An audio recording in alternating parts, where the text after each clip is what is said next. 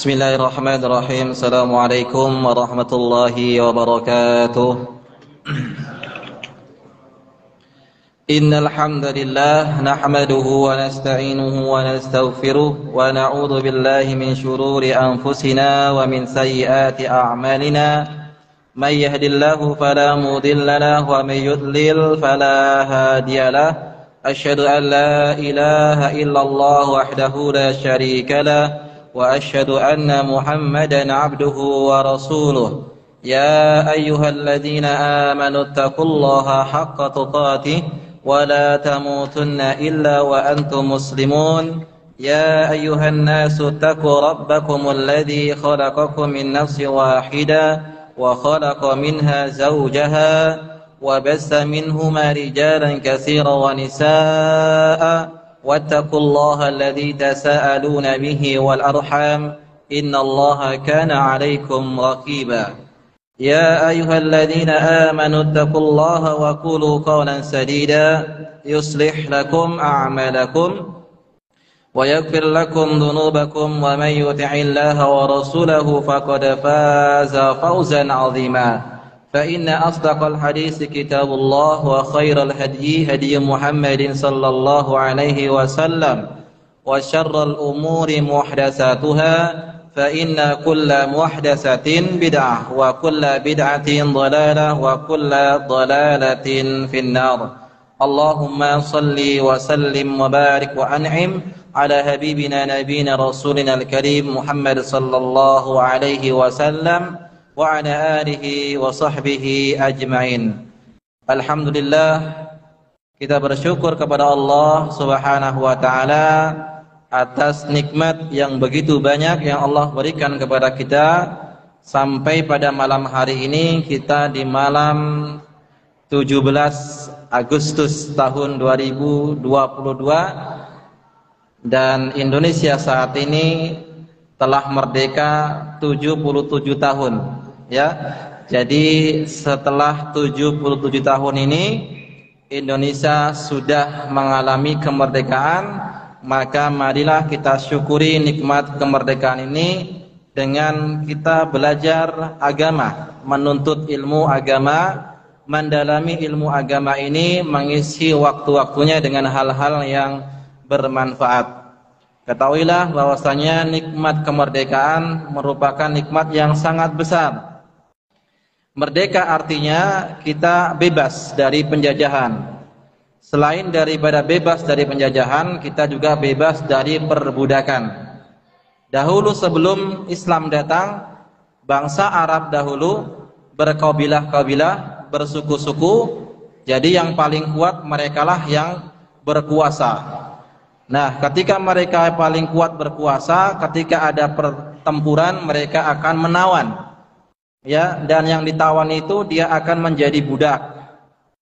Dan budak zaman dahulu itu seperti barang dijual belikan di pasar-pasar gitu ya. Jadi bagaimana caranya dia bisa merdeka? Dia harus menebus dirinya sendiri dengan harga yang sekian-sekian ditentukan oleh antara pemilik dengan budak tersebut. Namun setelah Islam datang, Islam menghapus semua perbudakan. Jadi semuanya tidak ada bedanya. Yang merdeka, yang budak sama saja di hadapan Allah Subhanahu wa taala. Yang kaya, yang miskin, laki-laki, perempuan, bedanya hanyalah ketakwaan di sisi Allah Subhanahu wa taala. Inna akramakum indallahi atqakum. Sesungguhnya yang paling mulia di sisi Allah Subhanahu wa taala adalah yang paling bertakwa. Maka ini merupakan nikmat yang sangat besar. Jauh-jauh sebelum kemerdekaan, Islam sudah mengajarkan kepada kita arti merdeka, yaitu bebas dari penjajahan, bebas dari perbudakan. Dan kita sebagai hamba Allah Subhanahu wa taala, ya, hidup di negara Indonesia, kita bebas untuk beribadah. Selama kita masih bebas dalam beribadah, menjalankan agama ini, maka ini merdeka. Namun kalau kita sudah dihalang-halangi, masjid tidak boleh dibangun, kajian dilarang, ini bukan lagi yang namanya merdeka. Wah, ya. Jadi marilah kita syukuri nikmat merdeka ini dengan belajar ilmu agama. Baik. Jamaah rahimani wa rahimakumullah, kaum muslimin wal muslimat, ikhwani wa akhwati fillah, kita kembali membahas kitab Arba'una Hadisan fi Tarbiyati wal Manhaj, 40 hadis dalam tarbiyah, pendidikan dan manhaj, yaitu metode beragama yang ditulis oleh Syekh Abdul Aziz ibn Muhammad bin Abdullah As-Sadahan hafizahullahu ta'ala. Sekarang kita memasuki al-hadisus sadisu wal ishrun, hadis yang ke-26. Hadis ini dikeluarkan oleh Al-Imam Muslim. Imam Muslim nama aslinya adalah Abul Husain Muslim ibn Hajjaj bin Muslim Al-Qusairi An-Naisabur. Beliau memiliki kitab Sahih Muslim, dan beliau termasuk murid daripada Al-Imam Al-Bukhari. Dari Abdullah ibnu Mas'ud radhiyallahu ta'ala anhu, qala, dia mengatakan, qala Rasulullah sallallahu alaihi wasallam, Rasulullah sallallahu alaihi wasallam bersabda, la yadkhulul jannata man kana fi qalbihi misqalu dzarratin min kibrin. Tidak akan masuk surga orang yang di dalam hatinya ada sebiji gandum dari sifat kesombongan. Saya ulangi, tidak akan masuk surga orang yang di dalam hatinya ada sebiji gandum dari sikap atau dari sifat kesombongan. Faqala rajulun, maka ada seseorang yang berkata, innar rajula yuhibbu an yakuna saubahu hasanan wa na'luhu hasanatan. Ya Rasulullah, ada seseorang yang suka memakai baju yang bagus, sendal yang bagus, bermerek ya, berkualitas. Apakah ini termasuk kesombongan? Maka Nabi sallallahu alaihi wasallam bersabda, innallaha jamilun yuhibbul jamal. Sesungguhnya Allah Subhanahu wa taala Maha Indah, menyukai keindahan. Al-kibru, kesombongan adalah batarul haqqi wa ghamtun nasi. Sombong adalah menolak kebenaran dan meremehkan manusia. Baik, jamaah ikhwani wa akhwati fillah, kaum muslimin wal muslimat, hadis ini kalau kita syarah sangat panjang sekali syarahnya, memiliki kandungan yang sangat mulia sekali. Di sini ada pembahasan tentang apa yang dimaksud dengan sombong. Di sini ada pembahasan tentang kata-kata tidak akan masuk surga. Dan ketika kita membaca hadis-hadis dari Nabi SAW yang berisi tentang tidak masuk surga, itu membacanya, memahaminya tidak boleh secara zahir. Tidak seperti orang-orang Khawarij. Orang Khawarij mengatakan kata-kata tidak masuk surga pasti dia kekal di neraka. Ya, sebagaimana orang-orang Khawarij menafsirkan firman Allah Subhanahu wa taala, "Faman lam yahkum", barang siapa yang tidak berhukum dengan hukum Allah, faulaika, maka mereka termasuk orang-orang kafir.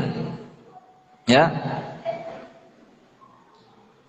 Nah, bagaimana cara menafsirkan kata-kata la yadkhul jannata man kana fi qalbihi darratin min kibrin? Tidak akan masuk surga orang yang di dalam hatinya ada kesombongan meskipun hanya sebiji gandum. Ya. Kalau orang Khawarij tadi mengatakan apa? Orang Khawarij menafsirkan secara zahirnya. Berarti setiap orang yang sombong maka dia tidak masuk surga. Kalau orang-orang Mu'tazilah, dia mengatakan manzilatun baina manzilataini, tidak di surga ya tidak di neraka. Jadi di mana? Di tengah-tengah. Padahal di akhirat tidak ada tengah-tengah. Kalau nggak surga ya neraka. Maka Ahlus Sunnah wal Jamaah itu menetapkan dengan perincian. Baik, kita akan bacakan terlebih dahulu hadis-hadis tentang tidak akan masuk surga. Yang pertama, dalam hadis yang dikeluarkan oleh Imam An-Nasa'i, Rasulullah SAW bersabda, "La yadkhul jannata mannanu, wala 'akun, wala mudminu khamrin." Tidak akan masuk surga orang yang suka mengadu domba. Tidak akan masuk surga orang yang durhaka kepada kedua orang tua. Tidak akan masuk surga orang yang sudah kecanduan minuman keras. Baik. Hadis yang kedua, la yadkhul jannata mudminu khamrin wala mu'minu bisihrin wala qati'ur rahimin. Tidak akan masuk surga orang yang sudah kecanduan minuman keras, tidak akan masuk surga orang yang beriman dengan sihir, tidak akan masuk surga orang yang memutus tali silaturahim. Hadisnya dikeluarkan oleh Imam Ibnu Hibban dan disahihkan oleh Syekh Al-Albani rahimallahu taala. Yang ketiga, salasatun la yadkhulunal jannah. 3 orang yang tidak akan masuk surga. Al-aquli walidai, orang yang durhaka kepada orang tuanya. Wad-dayyus, seorang lelaki atau suami yang tidak memiliki rasa cemburu. Ketika melihat kemungkaran di dalam keluarganya, dia biarkan saja, seolah-olah nggak ada kemungkaran. Dayyus namanya. Tidak akan masuk surga. Wa rajilatun nisa, laki-laki yang menyerupai wanita. Apa namanya ini istilahnya? Bencong. Iya, laki-laki tapi gemulai dia. Ya, kata-katanya lembut. Kadang mungkin penampilannya mungkin ada pakai ya, ada anting-antingnya segala macam, atau mungkin gayanya dia ngomongnya seperti perempuan. Ini laki-laki yang mirip dengan perempuan diancam oleh Allah Subhanahu wa taala dengan tidak masuk surga. Maka hati-hati yang suka menyerupai wanita. Ya, gayanya, gaya bicaranya, penampilannya, jalannya lagi. Padahal Allah Subhanahu wa taala menciptakan manusia berpasang-pasangan, laki-laki dan perempuan, enggak ada yang ketiga. Enggak ada yang ketiga. Laki-laki atau perempuan. Ya, enggak ada lahir yang ketiga tiba-tiba jadi perempuan, laki-laki jadi perempuan, enggak ada. Jadi laki-laki ataupun perempuan. Baik. Hadisnya dikeluarkan oleh Imam Al-Baihaqi. Yang ke berapa nih? Keempat, la yadkhulul jannata man la ya'man jarahu bawa'iqahu. Tidak akan masuk surga tetangga yang tidak merasa aman dari kejahatan tetangganya. Kita punya tetangga merasa tidak aman, selalu terganggu. Karena apa? Karena ulah tetangganya. Nah, yang mengganggu ini diancam oleh Rasulullah SAW tidak masuk surga. Dengan apa ganggunya? Ya dengan macam-macam, entah perbuatan, entah dengan ucapan atau yang lainnya. Ya. Hadis ini dikeluarkan oleh Imam Ahmad, disahihkan oleh Ahmad Asy-Syakir.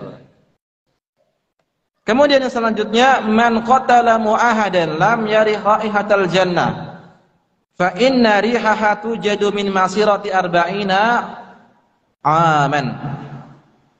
Barang siapa yang membunuh kafir mu'ahad. Siapa itu kafir mu'ahad? Kafir yang ada perjanjian damai ya dengan kaum muslimin, maka dia ancamannya kalau membunuh orang kafir yang dijamin keamanannya atau orang yang ada perjanjian dengan kaum muslimin, dia tidak akan mencium baunya surga. Padahal baunya surga itu dapat dicium dari jarak 40 tahun lamanya. Saya aja umurnya masih 31 tahun. Ya, jauh sekali jaraknya berarti ya. Harumnya saja seperti itu, 40 tahun lamanya. Nah, ini ancaman yang sangat keras bagi orang-orang yang berani membunuh kafir yang ada perjanjian damai dengan kaum muslimin. Kemudian yang ke-6, Nabi SAW menyebutkan dalam hadis yang dikeluarkan oleh Imam Muslim, sinfani min ummati lam arahuma. Ada 2 kelompok yang tidak pernah saya lihat. Qaumun ma'ahum siyatun ka'adnabil baqari yadribuna bihan nas. Satu kaum yang memegang cambuk. memiliki cambuk seperti ekor sapi. Dengan cambuk tersebut dia memukul manusia. Ini mungkin bisa jadi pemerintah ya yang zalim. Dengan kekuasaannya dia mencambuki manusia, atau dia seorang mandor dia yang mencambuki karyawannya, atau dia seorang majikan yang mencambuki pembantunya. Jadi orang-orang yang berlaku seperti ini mencambuki orang lain, nanti ada ancamannya ya. Wa nisaun kasiyatun 'ariyatun. Kelompok yang kedua adalah seorang wanita yang berpakaian namun telanjang. Bukan berarti dia telanjang bulat, bukan. Dia berpakaian tapi seolah-olah telanjang. Dia bukan menutupi tapi dia membungkus. Antum tahu bedanya menutupi sama membungkus? Kalau menutupi itu dengan pakaian yang lebar, tutupi semuanya. Kalau membungkus itu ketat. Misalnya antum punya nangka itu ya. Nangka itu dibungkus dengan goni itu kan nampak lekuk-lekuknya itu. Itulah membungkus namanya. Maka perempuan yang membungkus pakaian dengan pakaian yang ketat itu disebut dengan kasiyatun 'ariyat. Berpakaian tapi telanjang, nampak dia, benjolannya nampak, depannya nampak, belakangnya nampak. Percuma dia memakai pakaian karena nampak. Atau dia memakai pakaian yang tipis kelihatan. Atau dia memakai you can see, kamu dapat melihat saya. Pakai lekton atau celana pendek. Berpakaian tapi telanjang. Ya, laki-laki bisa melihatnya. Baik sebagian atau seluruhnya, ya. Baik. Kemudian ciri-cirinya ma'ilatun mumilatun ru'usuhunna mislu asnimatil bukhtil ma'ilah. Ketika dia berjalan berlenggak-lenggok, bergoyang kanan kiri, dan kepala mereka seperti punuk unta yang miring. Maksudnya kepala mereka memakai sebuah pakaian, misalnya sanggul atau apa gitu, atau rambut yang dikebelakangkan seperti punuk unta, kemudian dia jalannya sambil lenggak-lenggok. Apa kata Nabi sallallahu alaihi wasallam? La yadkhul jannata wa la yajiduna riha. Dua orang seperti ini, dia yang memakai cambuk, memiliki cambuk kemudian mencambuk manusia, dan wanita-wanita yang berpakaian tapi telanjang, dia tidak akan masuk surga dan tidak akan mencium baunya surga. Wa inna rihaha la tujadu min masiratin kada wa kada. Padahal baunya itu dapat dicium dari jarak sekian dan jarak sekian.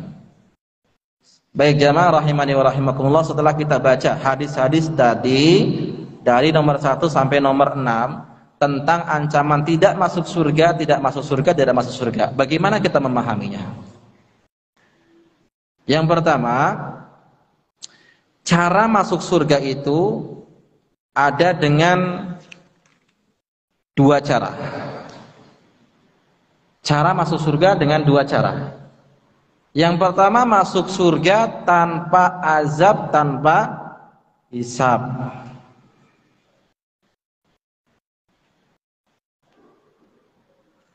Sebagaimana hadis yang dikeluarkan oleh Imam Al-Bukhari, Nabi sallallahu alaihi wasallam menyebutkan, yadkhul jannah sab'una alfan bighairi hisabin wala azab. Ada nanti di kalangan umatku yang akan masuk surga 70.000 golongan yang masuk surga tanpa azab, tanpa hisab. Siapa mereka? Humul ladina la yastarqun, mereka yang tidak minta diruqyah. Humul ladina la yaktawun, mereka yang tidak meminta berobat dengan kain. Humul ladina la yatatayyarun, mereka yang tidak merasa sial dengan hari, dengan bulan, dengan tanggal, ya. Tidak merasa sial dengan burung. Kemudian wa ala rabbihim yatawakkalun. Inilah orang-orang yang akan masuk surga tanpa azab, tanpa hisab. Jadi kata-kata tidak masuk surga artinya dia akan dihisab terlebih dahulu. Sementara orang yang tidak membuat kesyirikan, dia akan masuk surga terlebih dahulu. Ya. Yang kedua, masuk surganya dengan dihisab terlebih dahulu. Namun setelah itu Allah Subhanahu wa taala mengampuni dosa-dosanya. Sebagaimana hadis tentang bitaqah. Hadis tentang bitaqah. Yuhsyaru 'alan nasi tis'an wa tis'ina sajalat, akan dibentangkan di hadapan manusia 99 catatan amal. Di antara isinya semuanya itu keburukan semuanya. Keburukan semuanya. Allah mengatakan, ya fulan ata'rifu dzanba kada, ya fulan ata'rifu dzanba kada, wahai fulan, apakah engkau mengakui dosa ini? Wahai fulan, apakah engkau mengakui dosa ini? Iya ya Allah, saya mengakui semuanya. Maka Allah mengatakan, satartuka fid dunya wa ana aghfiru lakal yaum. Aku tutupi dosamu di dunia, sekarang aku ampuni kamu. Ini untuk orang-orang yang beriman. Munaqashah, diajak dialog oleh Allah Subhanahu wa taala. Hisab yang mudah. Nah, jadi dia akan dihisab terlebih dahulu, tapi dia akan masuk ke dalam surga. Afwan, yang ketiga, cara masuk surga, dia akan dihisab, kemudian diazab, masuk neraka, baru setelah itu dia akan dikeluarkan dari neraka. Sebagaimana Rasulullah SAW menyebutkan, yakhruju minan nari man qala la ilaha illallah wa fi qalbihi waznu sya'iratin min khairin.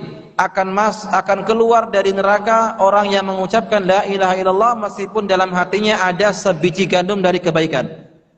Wa yakhruju minan nari man qala la ilaha illallah wa fi qalbihi waznu burratin min khairin. Dan akan keluar dari neraka orang yang mengucapkan la ilaha illallah meskipun dalam hatinya ada lebih kecil daripada gandum dari kebaikan. Wa yakhruju minan nari man qala la ilaha illallah wa fi qalbihi waznu zarratin min khairin. Dan akan keluar dari api neraka orang yang mengucapkan la ilaha illallah meskipun dalam hatinya ada setitik kebaikan. Jadi orang yang bertauhid, pelaku dosa besar, tidak akan kekal di dalam neraka. Berbeda dengan keyakinan tadi orang Khawarij, semua pelaku dosa besar kekal neraka. Kalau Ahlus Sunnah tidak. Pelaku dosa besar tahta masyiatillah, dibawa kehendak Allah Subhanahu wa taala. Insya'a adabahu wa insya'a ghafarahu. Kalau Allah berkehendak, Allah akan azab dia. Kalau Allah berkehendak, Allah akan ampuni dosanya. Jadi dari sini kita mengetahui cara masuk surga itu ada 3. Langsung dia tanpa azab, tanpa hisab. Yang kedua dihisab terlebih dahulu. Yang ketiga dia dihisab kemudian diazab, baru dia akan keluar dari neraka dan masuk ke dalam surga. Nah, maksud dari tidak akan masuk surga berarti bisa jadi yang pertama dia akan dihisab terlebih dahulu. Setelah itu baru dia akan masuk surga. Yang kedua, bisa jadi dia akan diazab terlebih dahulu. Baru setelah itu dia akan masuk surga. Atau bisa jadi makna tidak masuk surga, dia betul-betul tidak akan masuk surga selama-lamanya. Kenapa demikian? Karena dia sudah menghalalkan apa yang Allah haramkan. Seperti minuman keras tadi. Allah mengharamkan minuman keras, tapi dia halalkan. Nah, ketika seorang sudah menghalalkan apa yang Allah haramkan, maka dia akan masuk ke dalam neraka, tidak masuk surga. Ya, ini makna tidak akan masuk surga. Jadi dia betul-betul tidak masuk surga karena menghalalkan apa yang Allah haramkan. Dia akan dihisab terlebih dahulu, baru dia akan masuk surga. Dia akan hisab kemudian diazab, baru dia akan masuk surga. Atau dia akan masuk surga setelah rombongan pertama yang masuk surga. Karena ada orang rombongan pertama yang masuk surga lebih dahulu. Seperti siapa? Para nabi, ya, para siddiqin, para syuhada, dan orang-orang fakir dari kalangan kaum mukminin. Mereka akan lebih dulu masuk surga daripada orang-orang kaya. Nabi SAW menyebutkan, ya dukhulul fuqara minal muslimin al jannata qabla agniyaihim. Akan masuk surga dari kalangan orang-orang fakir, ya, sebelum orang-orang kaya mereka dari kalangan kaum muslimin. Binisfi yaumin, hanya setengah hari saja. Bedanya setengah hari saja. Tapi antum tahu setengah harinya berapa? Ya, wa huwa khamsumi'ati amin. Setengah hari itu sama dengan 500 tahun lamanya. Mau jadi orang kaya apa jadi orang fakir? Hah? Tahu Pak? Jadi orang fakir. Ah, di sebelah sini mau jadi orang kaya, mau jadi orang fakir? Kaya. Di sini minta jadi orang kaya, di sini minta jadi orang fakir. Dua-duanya ada kelebihan, ada juga kekurangannya. Di antara kelebihan orang kaya, al-mu'minul qawiyyu ahabbu ilallah minal mu'minid dha'if. Orang yang kuat, ya kuat finansialnya, kuat duitnya, ya kuat imannya, itu lebih Allah cintai daripada orang yang lemah. Tapi Ustadz, itu kan orang miskin lebih dulu masuk surga daripada orang kaya. Berarti ada kemuliaan, ada kelebihan, ada juga kekurangannya. Dua-duanya baik, yang lebih baik adalah yang paling bertakwa sisi Allah Subhanahu wa taala. Jadi antum mau jadi orang kaya silakan, yang penting bertakwa. Mau jadi orang fakir silakan, yang penting bertakwa dan bersabar. Kalau orang kaya jelas dia bisa bersabar, bertakwa, tapi kalau orang fakir bersabar sulit. Gimana? Aduh, hari ini belum makan ini, gimana saya mau cari makan? Anak saya kelaparan. Kalau nggak sabar, mungkin dia sudah mencuri. Tapi orang kaya bisa dia bersabar, bersyukur, karena ada yang dia bersyukuri. Kalau orang fakir, ya, itu dia. Jadi ada keutamaan, ada kelebihan. Tapi kita berharap semoga yang kaya, yang miskin, dari kalangan kaum muslimin semuanya masuk ke dalam surga. Ya, baik. Dan antum harus ketahui bahwasanya surga itu bertingkat-tingkat. Ada 100 tingkat. Makanya kata-kata tidak masuk surga artinya bisa jadi dia tidak masuk di tingkatan yang paling pertama. Ya, sebagaimana Nabi sallallahu alaihi wasallam menyebutkan dalam hadis yang diriwayatkan Imam Bukhari, "Inna fil jannati mi'ata darajatin." Sesungguhnya dalam surga itu ada 100 tingkatan. A'addahallahu lil mujahidina fi sabilihi. Allah siapkan untuk orang-orang yang berjihad di jalannya. Kullu darajataini ma bainahuma kama bainas sama'i wal ard. Jarak antara satu surga dengan yang lainnya, satu surga yang pertama dengan yang kedua itu jaraknya antara langit dan bumi. Itu 100 tingkatan. Berarti surga Allah itu sangat luas. Nah, antum kalau sedang ada perselisihan dengan saudara antum, baik perselisihan dunia atau hasad dan seterusnya, cobalah berpikir, bawa diri antum ini ke sebuah tempat yang paling luas. Jangan bawa antum ke tempat yang sempit dunia ini. Bawa diri antum ke tempat yang luas, surga. Kalau sudah kita hitung surga, ingat surga, apa yang akan kita hasadkan? Kalau dia orang yang fasik, dia masuk neraka, Allah tetapkan dia masuk neraka. Kalau dia orang yang baik, Allah tetapkan dia masuk surga. Apa yang akan kita hasadkan? Surga Allah sangat luas, semua orang bisa memasuki dengan izin Allah Subhanahu wa taala. Nah, kenapa kita timbul hasad? Karena kita bawa diri kita ini ke dalam sesuatu yang sempit, urusan dunia. Wah, si fulan ini punya harta, si fulan baru beli sawit, saya masih dodos saja misalnya. Sempit urusan dunia, coba bawa ke dalam surga. Surga itu luasnya, jarak antara satu surga dengan yang lainnya saja satu, antara langit dan bumi. Itu baru satu jarak. Makanya kata Rasulullah SAW, "Faida sa'altumullaha fas'alul firdaus." Kalau kalian minta surga yang paling tinggi, surga Firdaus. Kenapa? Fa innahu awsatul jannah, karena surga Firdaus adalah surga yang paling tengah. Wa a'lal jannah, surga yang paling tinggi. Wa faquhu arsyur rahman, dan di atas surga Firdaus adalah arasnya Allah Subhanahu wa taala Sang Rahman. Wa minhu tafajjuru anharul jannah, dan dari surga Firdaus mengalirlah sungai-sungai surga. Jadi kalau antum minta surga yang paling tinggi, jangan ya Allah masukkan saya meskipun di emperan surga. Jangan. Harus optimis, masukkan saya surga ke dalam surga Firdaus ya Allah. Karena perintah Nabi SAW mengatakan demikian. Ya, nggak apa-apa lah saya diazab terlebih dahulu, yang penting saya masuk surga. Jangan, antum nggak bakal kuat.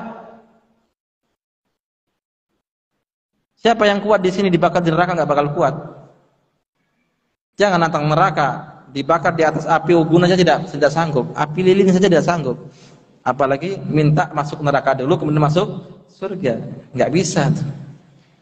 Minta kepada Allah masuk surga tanpa azab, tanpa hisab. Ya. Baik. Jadi ini makna tidak masuk surga artinya surga Allah bertingkat-tingkat, bisa jadi dia itu masuk surga tidak di tingkatan yang pertama. Ya. Baik. Ini setelah kita jelaskan makna tidak masuk surga berarti kalau Ahlus Sunnah wal Jamaah menetapkan selama bukan dosa kesyirikan maka tidak kekal di dalam neraka. Tetapi kalau dia dosa besar selain daripada kesyirikan itu tahta masyiatillah, di bawah kehendak Allah Subhanahu wa taala. Kalau Allah berkehendak Allah akan azab dia, kalau Allah berkehendak Allah akan ampuni dosa-dosanya. Ya, berbeda dengan orang Khawarij menetapkan setiap pelaku dosa besar pasti masuk neraka, tidak. Ya. Baik, kita akan bacakan syarahnya. Makna daripada al-kibru batarul haq. Sombong itu adalah menolak kebenaran. Ya, sombong itu menolak kebenaran. Jamaah rahimani wa rahimakumullah. Agama Islam itu agama yang diperintahkan oleh Allah Subhanahu wa taala untuk menyempurnakan akhlak. Di antara akhlak yang baik atau di antara akhlak yang tercela adalah sombong. Dan Nabi SAW diutus oleh Allah Subhanahu wa taala, innama bu'istu liutammima makarimal akhlak. Sesungguhnya aku diutus untuk menyempurnakan akhlak yang mulia. Dan sombong ini bukan milik kita. Sombong bukan haknya manusia. Manusia sama sekali tidak boleh sombong. Sombong adalah miliknya Allah Subhanahu wa taala. Dalam sebuah hadis yang dikeluarkan oleh Imam Muslim, hadis ini adalah hadis qudsi. Hadis qudsi itu lafadznya dari Nabi SAW, tapi maknanya dari Allah Subhanahu wa taala. Ya. Apa kata Allah Subhanahu wa taala? Al-kibriya'u ridai wa 'adamatu izari. Kesombongan itu adalah surbanku dan keagungan itu adalah sarungku. Jangan dibayangkan Allah punya sarung, Allah punya surban, ya. Tidak boleh. Nah, antum nanti mikirnya, Allah punya surban berarti kalau gitu. Tidak, ya. Faman naza'ani wahidan minhuma, barang siapa yang mengambil salah satu di antara keduanya, entah dia sombong atau dia merasa dirinya besar, qadhaftuhu finnar, aku akan lemparkan dia ke dalam neraka. Jadi nggak boleh kita sombong, ya. Apa yang kita sombongkan? Orang kita dalam isi perut kita semuanya adalah kotoran. Secantik apapun antuna yang perempuan, seganteng apapun yang laki-laki, tetap saja isinya semuanya kotoran. WC berjalan kita. Hah? Apa yang kita sombongkan? Harta. Kalau Allah ambil harta satu malam habis, bisa saja bisa. Betapa banyak rumah yang begitu mewah hancur dalam satu malam. Kebakaran, gempa bumi, tsunami.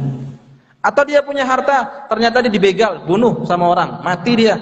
Hartanya di dalam simpanan, di bank, ditinggalkan. Dapat ahli warisnya, istrinya masih muda, hartanya dipakai untuk nikah sama istrinya. Hah? Kejadian apa enggak? Kejadian. Ya. Apa yang kita banggakan, kita sombongkan? Ilmu. Oh, ternyata wa fauqa dzu ilmin alim. Di atas orang yang berilmu ada yang lebih berilmu lagi. Makanya di atas langit ada langit. Apa yang kita sombongkan?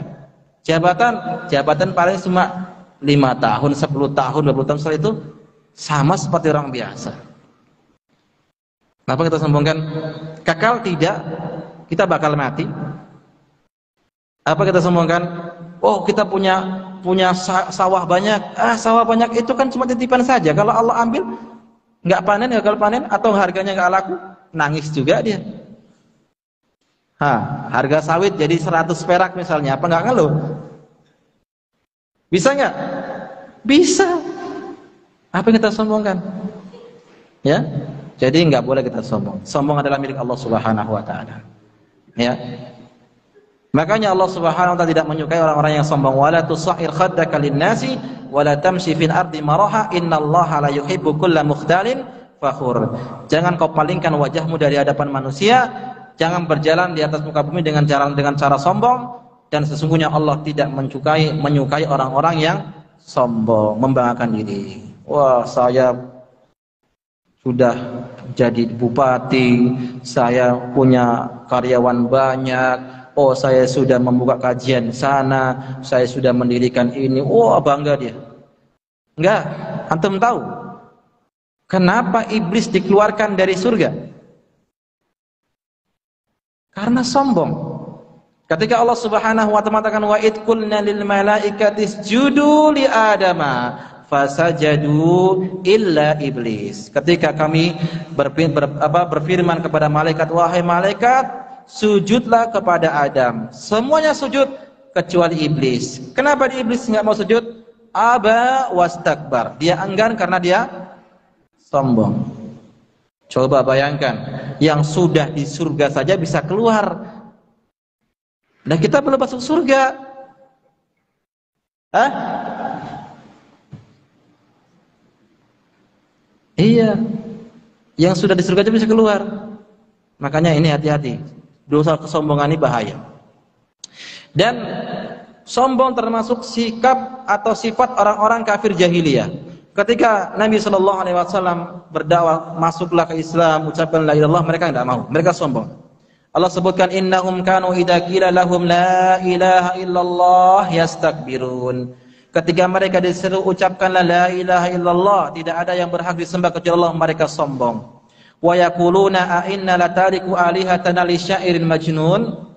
Dan mereka mengatakan, apakah kami akan meninggalkan Tuhan-Tuhan yang banyak ini hanya mengikuti seorang penyair yang gila? Yang dia maksud adalah siapa? Rasulullah SAW. Jadi Rasul dianggap penyair yang gila katanya. Sombong. Fir'aun ditenggelamkan di dalam lautan juga karena sombong, menolak dakwahnya Nabi Musa.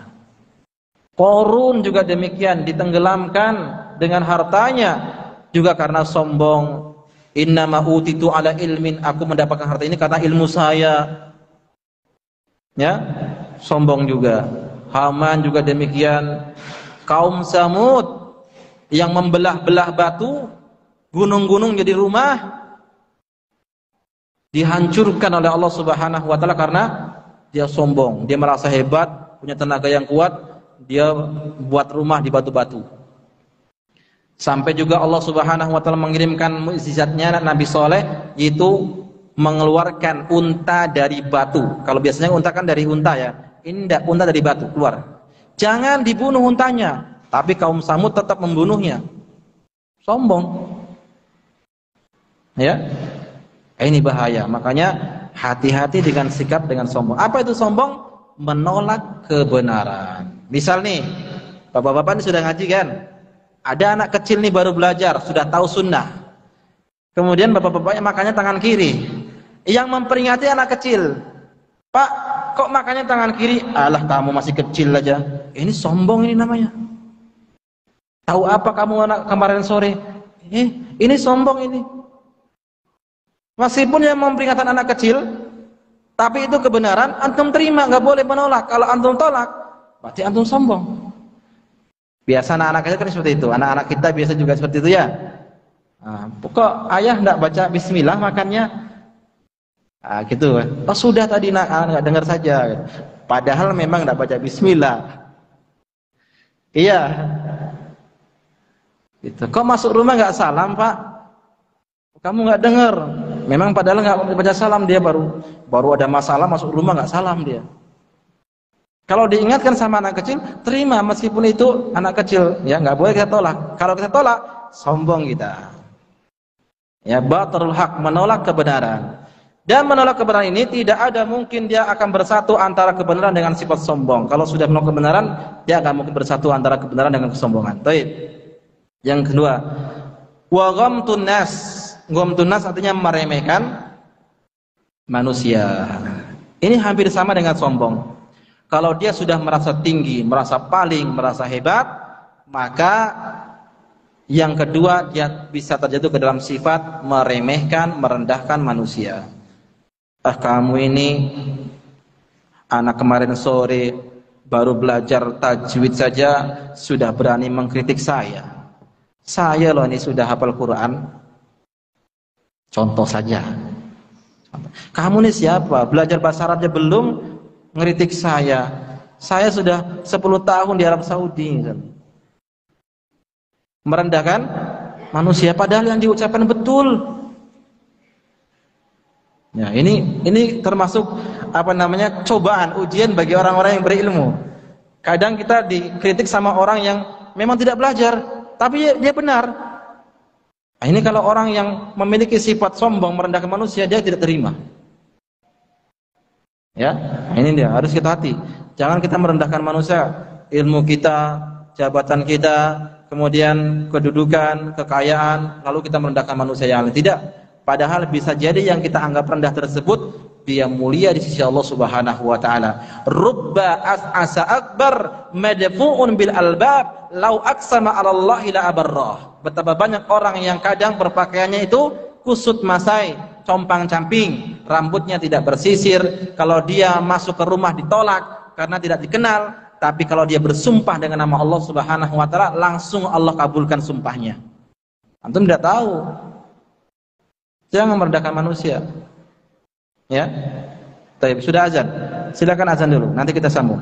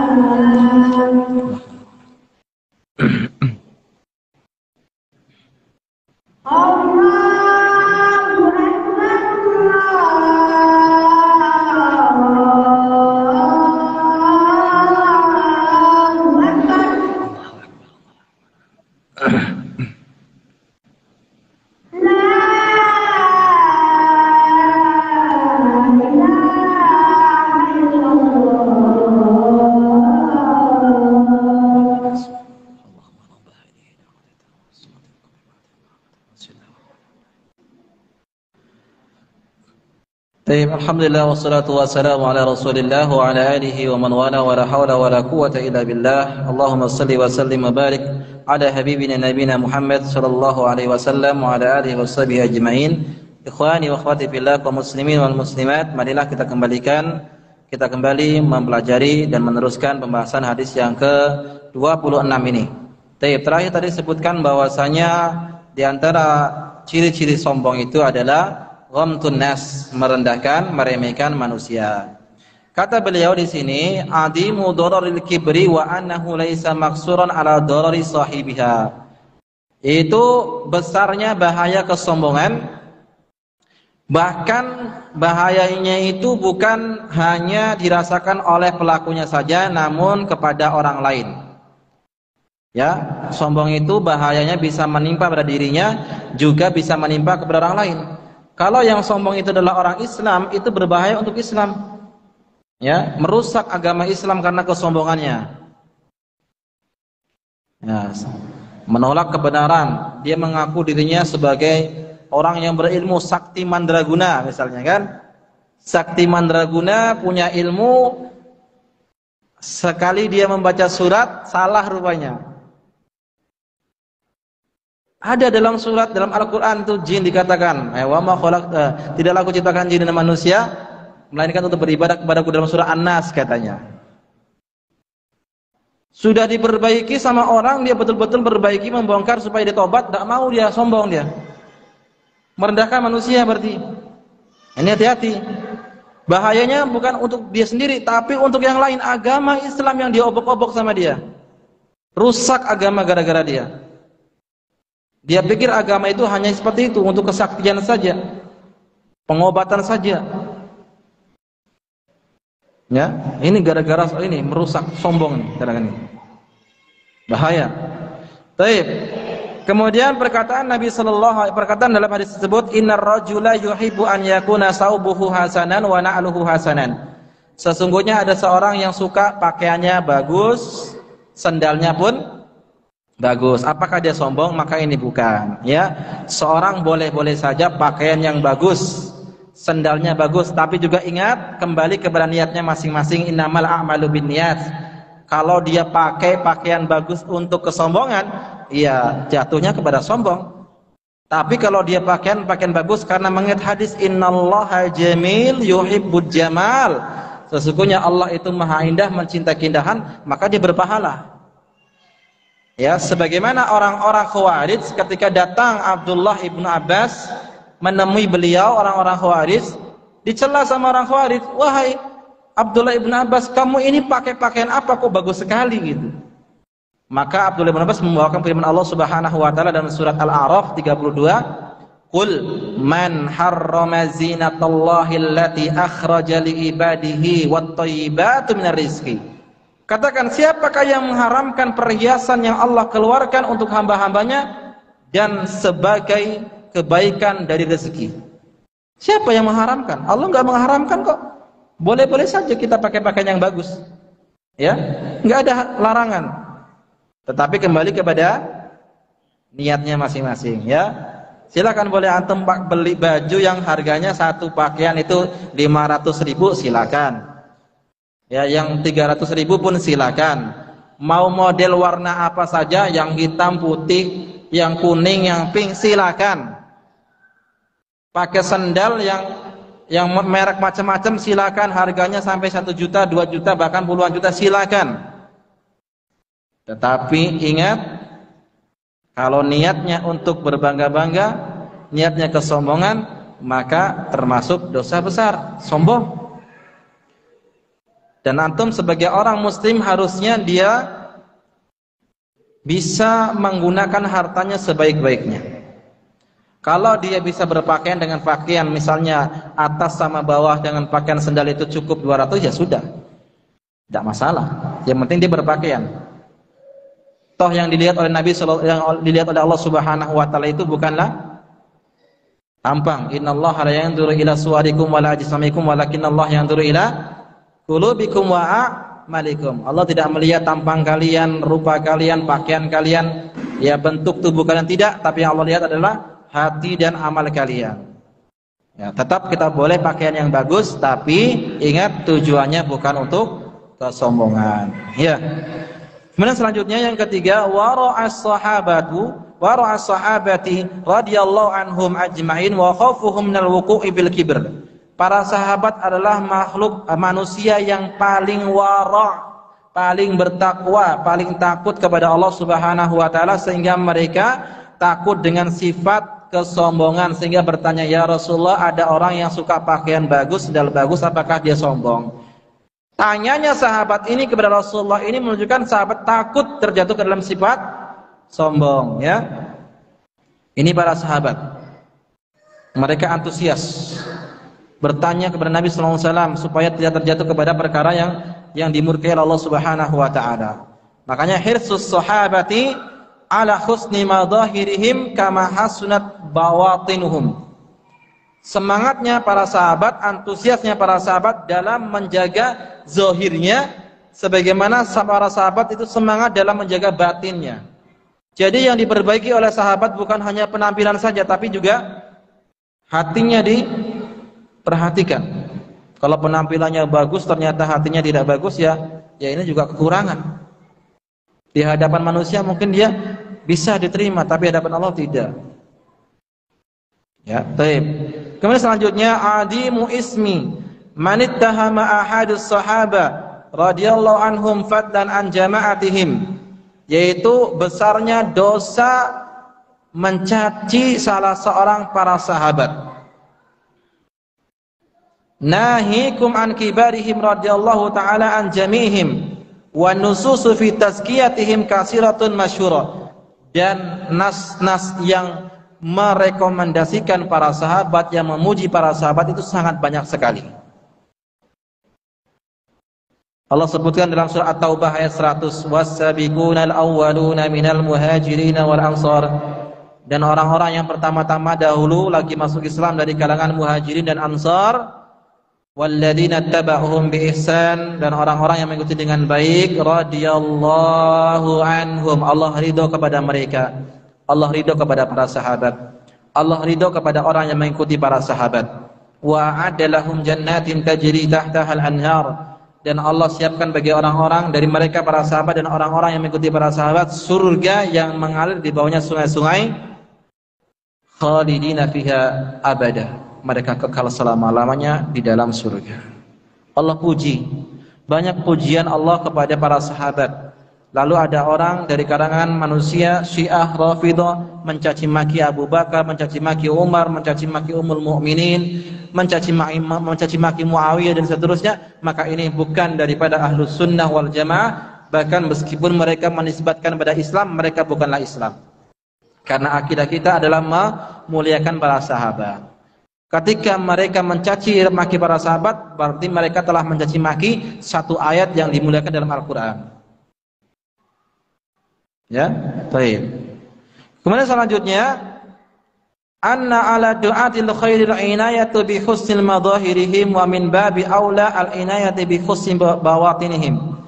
Para dai dia harus memperhatikan tampilan zahirnya, tapi lebih utama dia harus memperhatikan kebaikan, kesolehan hatinya. Jadi kalau dai juga kalau dia ingin mengisi kajian atau ingin menyampaikan pelajaran, dia harus penampilannya bagus. Ya, seperti malaikat Jibril datang kepada Nabi Shallallahu Alaihi Wasallam dalam bentuk manusia, ya.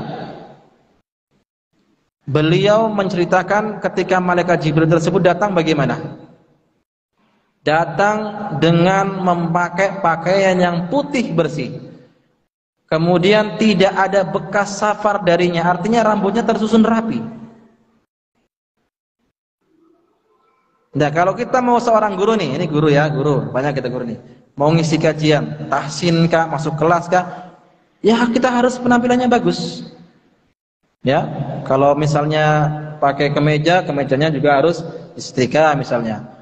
Pakai misalnya ada pakai rambut minyak disisir, atau pakai pecinya yang bagus, atau pakai parfum. Ini kalau murid, kalau guru misalnya nggak pakai parfum dekat-dekat muridnya nggak betah nanti. Ya, Makanya Al-Imam Malik rahimallahu taala ketika beliau ingin mengisi kajian, beliau selalu memakai parfum. Ya, pakai parfum biar wangi. Ini yang perhatian dalam masalah zahir. Jadi kalau antum melihat, oh ini ustadz kok penampilannya bagus sekali ya, jadi ibu-ibu yang di belakang nanti tertarik, antum jangan mikir ke situ. Memang perintahnya seperti itu. Hah? Nanti ini ustadznya cari perhatian terus nih, pakai pakaian yang bagus. Tidak. Ya. Ya kalau misalnya nggak mau tertarik, ya jangan dilihat ustadznya. Dengerin saja suaranya. Kalau punya TV, tutup TV-nya dengan gorden atau dengan tutup ya supaya nggak melihat. Beres sudah, nggak ada masalah. Kan perintahnya ghaddul basar. Tundukkan pandangan. Iya. Ya kita kan sesama laki-laki, boleh pakaian yang bagus, boleh. Ya bukan berarti pakaian yang bagus untuk menarik perempuan, tidak. Tapi innallaha jamil yuhibbul jamal. Baik ya. Kemudian perkataan innallaha jamil yuhibbul jamal, sesungguhnya Allah itu maha indah, mencintai keindahan. Di sini ada faedah wasfullahi ta'ala bil jamal. Allah punya sifat dengan sifat al jamal, yaitu maha indah. Jangan samakan keindahannya Allah Subhanahu wa taala dengan makhluk. Laisa kamitslihi syai'un wa huwas samiul basir. Tidak ada yang sama dengan Allah Subhanahu wa taala, dan dialah Allah Subhanahu wa taala maha mendengar lagi maha melihat. Wa fihi isbatu sifatul mahabbah lillah. Itu menetapkan sifat mahabbah bagi Allah Subhanahu wa taala. Allah punya sifat al-mahabbah, cinta kepada makhluknya. Bahkan cintanya Allah kepada makhluk itu lebih daripada cintanya seorang ibu kepada anaknya sendiri. Seorang ibu ketika melihat ada anaknya yang akan tertabrak oleh motor atau mobil, dia akan berusaha sekuat tenaga menarik anaknya supaya tidak terjatuh, tertabrak oleh mobil. Atau seorang ibu melihat anaknya yang ingin terjatuh ke parit atau ke api, berusaha sebagaimana caranya supaya anaknya tidak jatuh kepada api ataupun parit. Kata Rasulullah SAW, sesungguhnya Allah lebih sayang kepada hambanya daripada sayangnya seorang ibu kepada para anaknya. Jadi Allah menyintai orang-orang yang beriman kepada hamba-hambanya. Jangan putus asa dengan rahmat Allah Subhanahu wa taala. La tai'asu min rahmatillah. Jangan berputus asa dari rahmat Allah Subhanahu wa taala, karena sifat Allah al-mahabbah, Allah cinta kepada hamba-hambanya. Tapi jangan samakan cinta Allah dengan cintanya makhluk ya, tidak sama. Kemudian wa fihi hirsu ala fi'li ma yuhibbullahu taala. Kita harus semangat untuk mewujudkan sesuatu amalan yang dicintai oleh Allah Subhanahu wa taala. Seperti apa tadi? Pakaian yang bagus ya, dan seterusnya. Wa fihi ta'abbudu lillahi ta'ala bi muqtada asma'ihi wa sifatihi. Kita bisa beribadah, mendekatkan diri kepada Allah Subhanahu wa taala dengan nama-nama dan sifatnya tadi, sifat Allah Subhanahu wa taala. Seperti Allah punya sifat al-jamal, Allah maha indah, mencintai keindahan. Kita harus pakai yang indah. Supaya apa? Supaya Allah cinta kepada kita. Gitu ya, ini maksudnya. Baik, inilah hadis yang ke-26. Insyaallah kita akan lanjutkan di hadis yang ke-27 biidznillah taala. Kurang lebih tidak ada hampir mirip-mirip pembahasannya, cuman ini lebih ringkas hadisnya karena sangat singkat sekali. Wallahu taala bishawab. Mungkin ada yang ditanyakan, silakan ditanyakan. Yang dari ibu-ibu atau dari bapak-bapaknya, kalau misalnya malu bisa dengan pertanyaan yang tulis.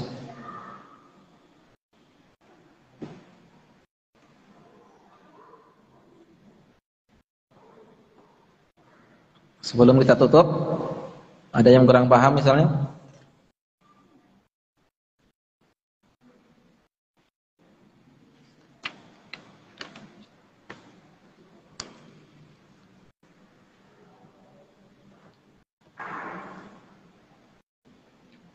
Baik, kalau tidak ada pertanyaan, kita akhiri sampai di sini pertemuan kita. Mudah-mudahan apa yang kita bahas pada malam hari ini bermanfaat untuk diri kita. Kesimpulan dari pembahasan kita adalah bahwasanya sombong itu menolak kebenaran dan merendahkan manusia. Dan orang yang berpakaian indah, pakaian yang bagus, sendal yang bagus, mobil yang bagus, rumah yang bagus, itu bukan termasuk kesombongan. Cuma tergantung kepada niatnya masing-masing. Kalau dia niatnya untuk sombong, ya maka terjatuh ke dalam sifat sombong dan itu termasuk dosa besar. Dan hati-hatilah dari sifat sombong, karena sombong itu bukan haknya manusia, sombong itu haknya Allah Subhanahu wa taala. Baik, sampai di sini pertemuan kita. Wassallallahu ala nabiyina Muhammadin wa ala alihi washabihi ajmain. Wa akhiru da'wana alhamdulillahi rabbil alamin. Assalamualaikum warahmatullahi wabarakatuh.